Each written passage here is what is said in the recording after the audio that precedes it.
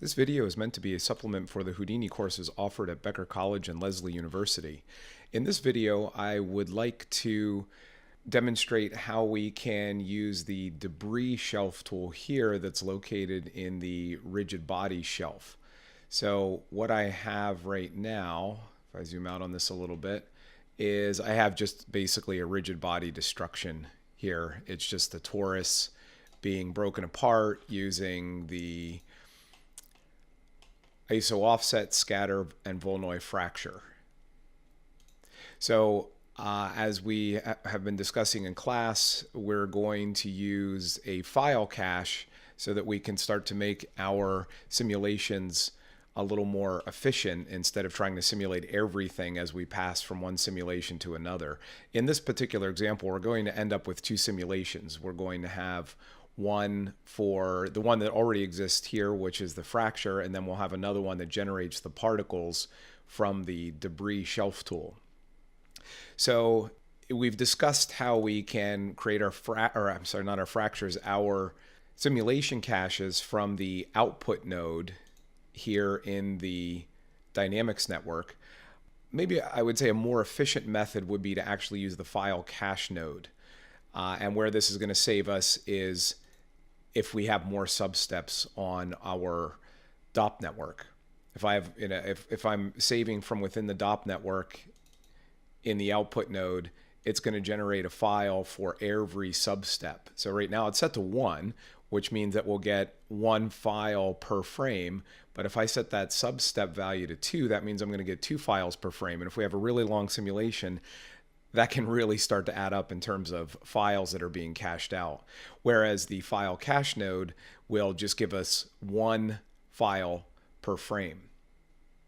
So the place where we would set this up is wherever the simulation is, let's say, ending. So again, as we've talked about many times here, we are generating our fracture here. We're sending it into the DOP network for processing. Then it's being sent back to the geometry node via the DOP import. So this is what we could consider the end of the line for our simulation. So I'm going to place the file cache below this. So I'm going to right click and I'm going to go to the export and choose file cache. So I'll place that right here. Zoom in on that a little bit. Now I'll put my display flag on it. Now one of the things that we want to be concerned with here is where our file cache is going to be saved and what it's called. So we see here it's going to my HIP location, and I do have a Houdini project, official project folder on my desktop. And it's going to look for the HIP location, and this is also being saved in that project folder. It's called debris_example, which you can't see that's cut off in our video up at the top here. So basically what I'm going to have is it's going to go to that location, then it's going to go to the geo subfolder, then it's going to give the cache file the HIP name. Again, in my case here, it's called debris_example. So it'll give it that name dot operator name dot frame number dot bgeo dot sc. So I like to name this myself here. So basically, if you want to give this a custom name, you can remove the operator name and the HIP file name. I can't get my cursor in the right spot. There we go. And I can give this a custom name here. So I'll call this the debris sim or something like that. Let's see if I got that right. Debris sim. Now the other thing it's going to do is it's going to place it at the top level of this geo subfolder. If this is the only simulation we're caching out, that's not an issue. However, in this case, if I'm going to be caching out more than one simulation, which I am, I'm not going to want them to just all build up in this geo subfolder. So I might want to actually make an additional subfolder in here. And I can do that by just adding another level. So I might call this, so I'm going to go into the geo subfolder / and then I'm going to add whatever the name of that folder is that I have out in my project folder. And that subfolder that I have out there in my project folder is called debris sim. I have it right here. So I'm gonna need to type that name in specifically right here. So I'll put debris sim, and then I have to put a /. So basically what this is saying is find the location of the hip file, go to the geo subfolder, go to the debris sim subfolder, if we want to call it that, and then generate this file. Now, I want to make sure I've named that properly, so let me just double check that. Oh no, it's with a lowercase d, debris sim. Okay, so I have to get that right. Just double checking that. So that's a lowercase d. So now we should have it set up properly. Then I also want to determine how many frames do I want to cache. In this case, my simulation, if I let it run through here, comes to rest, I would say right around frame 140. So in the start and end here, if I click on the name of the parameter, it will show us that it's using the fstart and fend expressions. I don't like to use those. I like to just hard code it. So what I could do is right click on the $fend and delete that channel, and then just put in the value I need, which I think I said was 144. So it will now cache from the start frame to only frame 144. And then I'll hit the save to disk button. That's a pretty simple simulation, so I didn't even get the progress bar for it to be cached. But if I look at my project folder out here, you can see there's all of those files. So I have 144 of them. So now what I can do is take my file cache and have it become a loader in a way, and just say load from disk. So now it's loading from the disk. Now it's erroring out, and the reason it's erroring out is because I am beyond frame 144. Once I go back to 144 or sooner, then it doesn't error out anymore. And the reason for that is because Houdini is telling me, well, look, you cache this out, you want me to load it from disk, I don't know what to do after frame 144. So it's actually not a problem. We could leave it like that, but a good practice here is to put a time shift node in and clamp it at frame 144, and then that should alleviate that error. So if I right click here in my geometry view and I'll type in time, I'm going to add the time shift node, put my display flag on it, and in here I'm going to set the clamp to last. Again, it is using an expression. If I click on the start end frame parameter name, I can see the expression. I'll right click on that and delete it, and then I'll again hard code the number in, which I know is 144. So now when my time indicator gets past frame 144, we see that the file cache node no longer generates an error. So that is another method for generating cached simulations. So essentially our first simulation in this larger simulation project is finished. And I'm going to, again, for best practices, add in here a null. So I'll type in null and just call this null, put my display flag on it, and I'll call this out frac for fracture sim, something like that. So that I know that marks the end of this entire sequence. Now, because I have a cache node in here, a file cache node, if I ever want to go back and redo my simulation, or I need to change something in the simulation, I need to make sure that I come back in here, turn off load from disk, resave it to disk, and then turn load from disk back on. So at this point, I'm ready to start thinking about building my second layer of simulation. So I'm going to come up to the object level.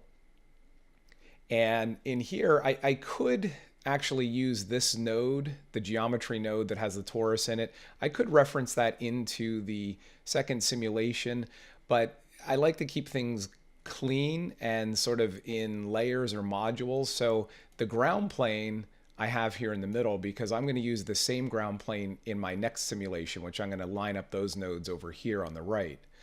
So again, just to keep things nice and clean and orderly, I'm going to create a new geometry node here. So this is the start of my second simulation. Let me give myself a little more room. And I'm going to call this one import torus. And basically all I'm going to do is put an object merge in here that's pulling from the very end of the node network from my geometry, from my original geometry node. So I'm going to pull from right here, the out frac sim. So I'll come in here to my new empty geometry node, right click, and I'm going to type in OB for object, and I'm going to put in an object merge. Now, this is just one of many ways to set up this simulation. Another way I could do it here is I could technically add a file node. I could do an import. Where is my import? Right there. I could do an import file and just go and pull that cached simulation that I had written out to disk and drop that in here. So, you know, there's again, as we've always said, there's a multitude of ways to accomplish the same thing in Houdini. I'm going to use the object merge though. So I have the object merge selected, and over here where it says object, I'll hit the little browse button, and I'm going to go into my original torus object and find that out frac sim null node and make that my reference. So now I've referenced that in. And actually, I could turn this one off. It's actually being displayed twice right now. So if I turn that one off, we see, since I've referenced it in here, I can actually use my display flag over here and not have that one on. Because they're essentially drawing the same thing twice. So again, just to reiterate, the reason I'm pulling from the end result in here and placing it in there is just for my organizational purposes. Oh, and one thing that I forgot to do, or that we have to address, is that in order to use the debris shelf button, we need to make sure we unpack this geometry. So originally in here, it was packed. So we could do this, again, a number of ways. I could come back to the DOP import, and in the import style where it's fetching the geometry from the DOP network, which is packed geometry, I could say fetch unpacked geometry, but if I do that, I would then need to update downstream, which would be where the file cache is. I'd have to recache the simulation, and then I would be okay to use the debris shelf button. But actually the debris shelf button does generate an unpack node itself. So I'm going to just leave this as is and see if we can get it to work right. So basically, I really just wanted to reiterate that when we're dealing with something like generating these particles using the debris shelf tool, we need to unpack our geometry. Most of the simulation work we've done with fractures has been sticking exclusively with packed geometry. So let's give that a shot. I'm going to select my geometry node over here where I'm importing my torus simulation. And then I'm going to click the debris button here in the rigid body shelf. And then once that's done, it's going to drop me right into a new DOP network called Debris Sim. If I navigate back out up to the object level, we can see it's generated a number of nodes here. We have a debris source node, and we have the DOP network, and then we have a debris node. So basically what's happening is, let me align it this way. Basically what we have happening here is a debris source is pulling from the geometry node I created. Then it's passing that information to the debris sim DOP network. And then the results of that are being passed back out to this geometry node, and this is where everything's being displayed. Now, by default, this shouldn't work. If I press play, I get my original fracture simulation, but there's no particle generation happening here. And we discussed this in class. If I look at the debris source, this geometry node, if I double click on that, I'm getting a bunch of errors in here. Now in class, we actually came up with a very, I think a more complex method. Since we covered this in class. I figured out something that, I should say, a solution that's a little more effective or efficient. We went back and actually pulled from before we cached out the file, and then it didn't generate an error. But really the problem here is with the trail node, this one. We need the trail node because it computes the velocity so that our particles will inherit the velocity of the fracture sim. But the trail node sometimes has trouble with cached geometry. Now, another way we could solve it is instead of doing caching out to a bgeo.sc file, we could render out or cache out an Olympic, then it wouldn't have a problem. But actually what I found is that where it's located here, if we sort of work our way through, this is importing the cached fracture, then it's unpacking it, so there's the unpack, and then we're removing attributes, and then it's computing the velocity. Well, actually what we want to do is we want to compute the velocity on the particles that are created when the fracture occurs. And that's what's happening with this node here. This debris source node is a specific node that looks at our fracture, and given a certain tolerance, which we see over here, the search radius, given a certain tolerance, when it sees a fracture occur, and once we surpass that tolerance, it's going to generate particles. Now, these particles are only going to reside on the surface of the fracture, and then we use these particles to generate new particles that will actually blast off of the fracture. So technically, we need to get the velocity from these particles. So if we just rearrange these, we should get an acceptable result and eliminate this error message. Because again, this trail node that is right now set to compute velocity is trying to compute the velocity on my cached geometry fracture, and it's having trouble with that. So let's see if I rearrange these, if I can get rid of that error. So basically I'm bringing the geometry in, and then I'm going to generate the debris or the particles on the surface, and then I'm going to compute the velocity of those particles. Now, sometimes Houdini takes a minute to catch up. So you see the error messages just went away when I went back and selected a different node.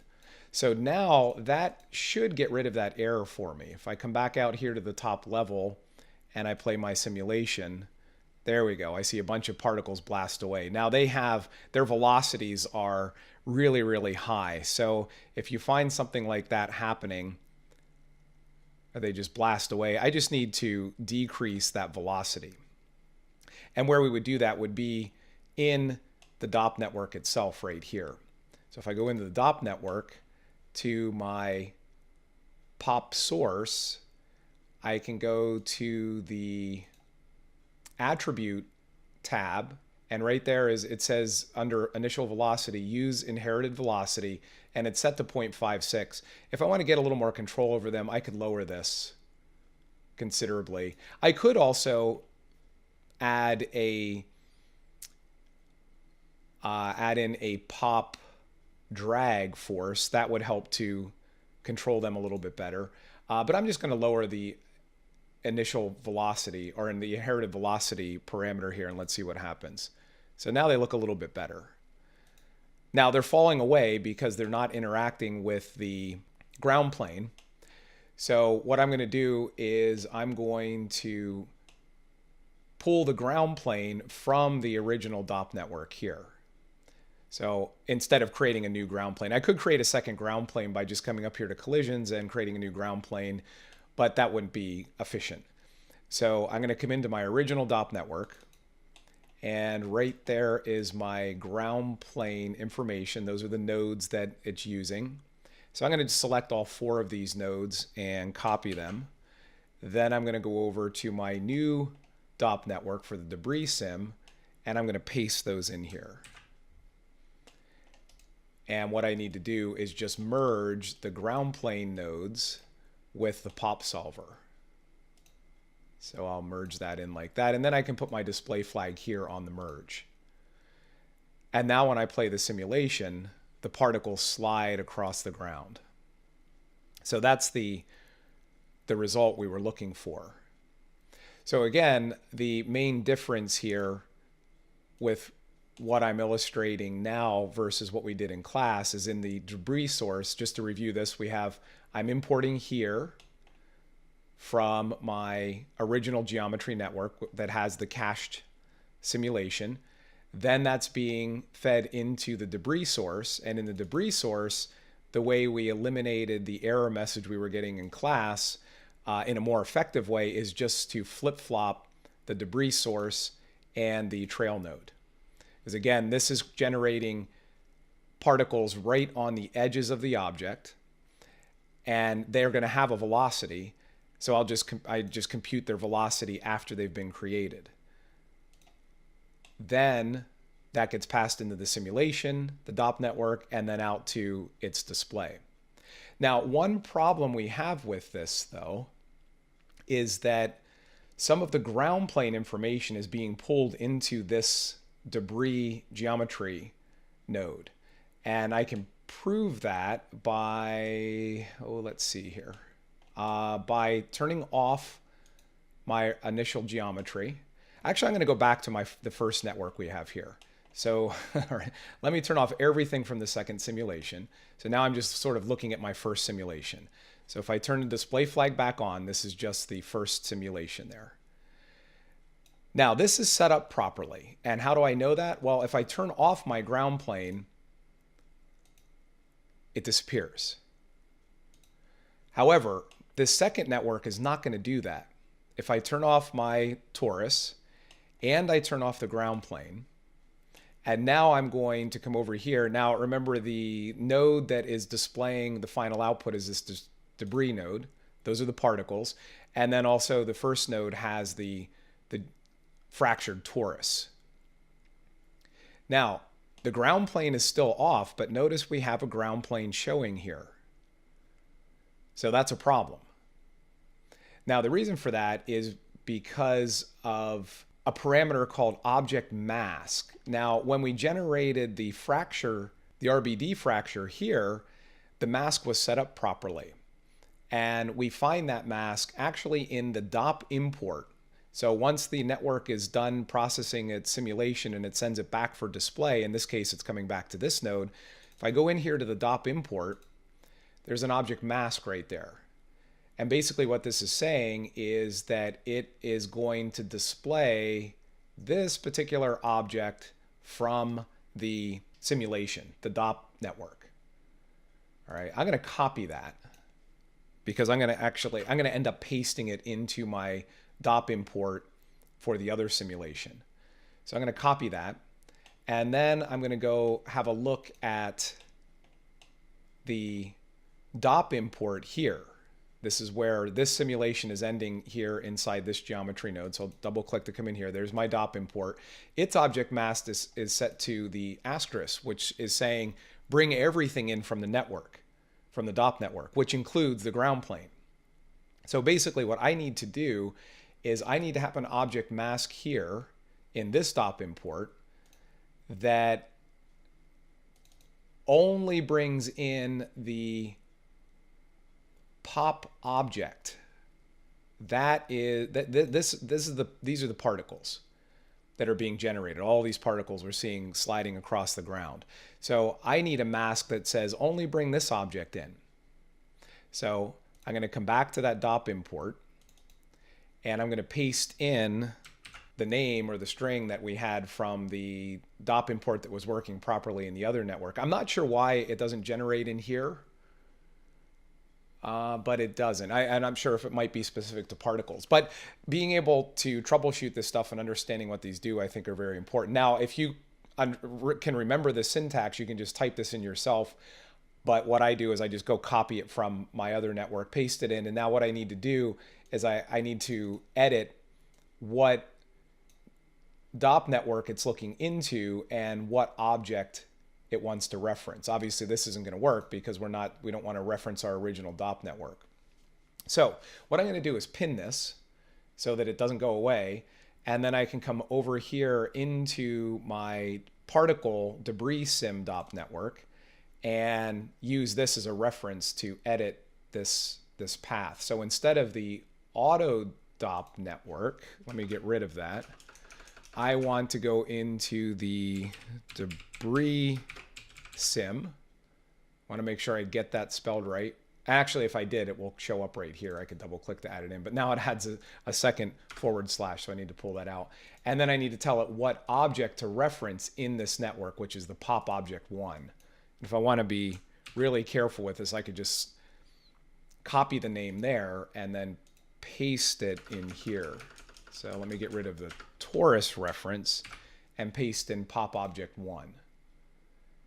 So now it's going up to the object level, going into the debris sim, looking for pop object 1, and that's what it's going to mask to and not pull anything else in, such as the ground plane.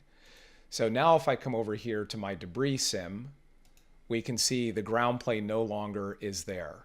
If I turn it on here, it shows up, but if I turn it off, it disappears.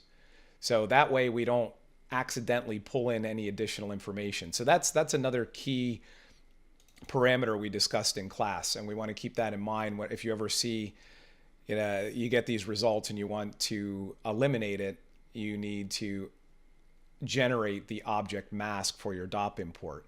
Again, with a rigid simulation here, it creates that for us, but for some reason with our particle networks, it does not. So if you don't want that to be imported into the final display node, geometry node for a particle sim, then you need to add that object mask. So I think that takes care of everything that we discussed in class to put together a second level debris simulation using particles that are built off of an original fracture network. And we can see the results we have here. They spread across the ground. So I hope that helps. Thanks.